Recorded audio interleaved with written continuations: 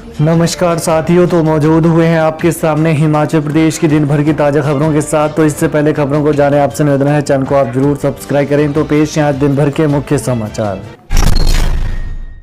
आपदा के अधूरे प्रबंधों ने खोली दावों की पोल, 48 घंटे में 4 करोड़ का नुकसान। मंडी जिले के जोगिंद्रनगर में आपदा से निपटने के अधूरे प्रबंधों ने दावों की पोल खोलते हुए बीते 48 घंटे में प्रदेश सरकार को 4 करोड़ की चपत लगा दी है। मानसून से पहले बंद पड़े नालों ने खूब तबाही मचाकर अभी तक 20 से अधिक ग्रामीण क्षेत्रों का संपर्क टूट गया है। लड़भड़ोल क्षेत्र में सबसे अधिक नुकसान की सूचना स्थानीय प्रशासन से मिली है। वहीं बारिश के पानी का सही तरीके से निकासी न होने से 15 घरों में मलबा घुस जाने से हजारों का नुकसान हुआ है। लड़भड़ोल, सांडा पत्तन और जोगिंद्रनगर सरकाघाट सड़क के कई हिस्सों की टारिंग सुरक्षा डंगों के क्षतिग्रस्त हो जाने से लोक निर्माण विभाग सब डिवीजन लड़भड़ोल को अनुमानित 1 करोड़ 27 लाख का नुकसान 2 दिन की बारिश से हुआ है।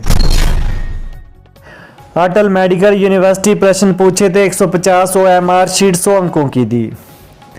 अटल मेडिकल यूनिवर्सिटी की ओर से आज post basic nursing, MSc nursing, BSc nursing और BSc पैरामेडिकल के लिए प्रवेश परीक्षा करवाई गई। HPU कैंपस में बनाए परीक्षा केंद्र में पोस्ट बेसिक नर्सिंग और MSc नर्सिंग की परीक्षा देने पहुंचे परीक्षार्थी उत्तर पुस्तिका देखकर परेशान हो गए। वहीं दोनों कोर्स में 150 प्रश्न पूछे गए थे, लेकिन आंसर शीट 100 प्रश्नों की दी थी। ड्यूटी पर तैनात स्टाफ तक बात पहुंची तो सूचना अटल मेडिकल यूनिवर्सिटी को दी गई। परीक्षा केंद्र अधीक्षक प्रोफेसर दिवेंद्र शर्मा ने माना कि प्रश्न तो 150 पूछे गए थे, लेकिन OMR शीट 100 प्रश्नों की थी। चट्टान से गिरकर ट्रैकर की मौत, जिसकुन से किन्नौर के सांगला जा रहा था दल। उपमंडल के डोडरा क्वार के तहत जिसकुन गांव के पास चट्टान से फिसलकर बिहार निवासी ट्रैकर की मौत हो गई। हादसा आज उस समय हुआ जब ट्रैकर्स का दल जिसकुन गांव से सांगला जा रहा था। वहीं शव को चिड़गांव के संधासु अस्पताल पहुंचाया गया है। कल पोस्टमार्टम किया जाएगा। सरपारा पंचायत के सुग्गा नाले में आई बाढ़, खेत बहे, सड़क अवरुद्ध। मानसून के आगमन के साथ ही शिमला जिले में बारिश ने कहर बरपाना शुरू कर दिया है। रामपुर के अंतर्गत 15-20 क्षेत्र की सरपारा पंचायत में रात भर भारी बारिश के बाद सुग्गा नाले में बाढ़ आ गई। इससे लोगों की खेती योग्य कई बीघा जमीन बह गई, तो वहीं एक गौशाला के साथ ही ग्रीनको परियोजना की लाइन क्षतिग्रस्त हो गई है। बाढ़ से गांवों के लिए जाने वाली संपर्क सड़क भी कई जगह क्षतिग्रस्त हो गई है। इससे पंचायत का संपर्क उपमंडल से कट गया है। कांग्रेस प्रदेश अध्यक्ष प्रतिभा बोली, शिमला में गठबंधन दलों की बैठक साबित होगी मील का पत्थर। प्रदेश कांग्रेस अध्यक्ष सांसद प्रतिभा सिंह ने कहा कि शिमला में प्रस्तावित गठबंधन दलों की बैठक देश की भावी राजनीति के लिए एक मील का पत्थर साबित होगी। हिमाचल की राजधानी शिमला को इस महत्वपूर्ण वार्ता के लिए चुना जाना कांग्रेस के लिए बड़ी गर्व की बात है। कहा कि शिमला एक बार फिर राजनीति में नए अध्याय का गवाह बनने जा रहा है। पूर्व में भी शिमला देश की राजनीतिक वार्ताओं का महत्वपूर्ण केंद्र रहा है। वहीं कहा कि जल्द ही दिल्ली जाकर इस पूरे कार्यक्रम की तैयारी को लेकर कांग्रेस आलाकमान से चर्चा करूंगी। कांग्रेस को जल्द ही अंतिम रूप दे दिया जाएगा। उन्होंने कहा कि वर्ष 2024 का लोकसभा चुनाव देश की राजनीति की दिशा और दशा तय करेगा। प्रदेश कांग्रेस ने इसकी शुरुआत कर दी है। उन्होंने कहा कि कांग्रेस समान विचारधारा के दलों के साथ आगे बढ़ेगी ताकि देश में भय, नफरत और ध्रुवीकरण की राजनीति का अंत हो सके। यमुना नदी में नहाने उतरे 3 बच्चे फंसे, गोताखोरों ने किया रेस्क्यू। सिरमौर जिला के उपमंडल पांवटा साहिब के तहत यमुना नदी में नहाते समय 3 बच्चे नदी के बीचों बीच फंस गए। प्रशासन ने स्थानीय गोताखोरों के माध्यम से रेस्क्यू ऑपरेशन चलाकर उन्हें सुरक्षित बाहर निकाला। वहीं जानकारी के अनुसार आज दोपहर तक खूब बारिश हुई। इसी के चलते यमुना, गिरी और बाता नदी का जलस्तर काफी बढ़ गया। इसी बीच यमुना नदी में नहाते समय तीनों बच्चे फंस गए। यह देखकर एक बार तो परिजनों के हाथ पांव फूल गए थे। यमुना घाट पर तैनात गोताखोर शिवा, राजेंद्र और लकी ने ट्यूब के जरिए बच्चों को रेस्क्यू कर किनारे पहुंचाया।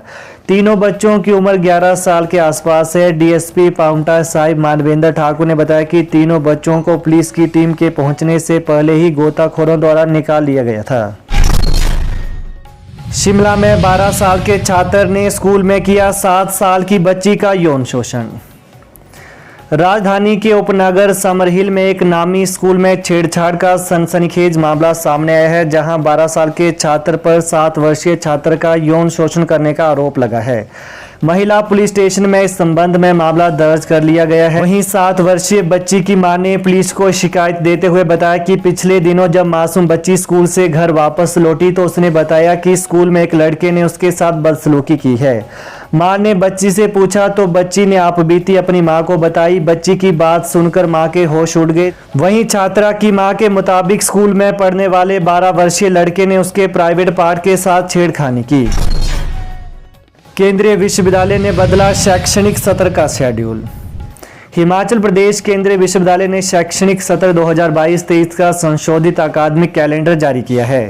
सीयू प्रशासन ने ऐसा 3 से 5 जुलाई तक प्रस्तावित नेक टीम के दौरे के कारण किया है। जानकारी के अनुसार हिमाचल प्रदेश केंद्रीय विश्वविद्यालय की ओर से जारी अधिसूचना के अनुसार सीयू के परिसरों में 3 से 5 जुलाई तक नेक की टीम दौरा करेगी।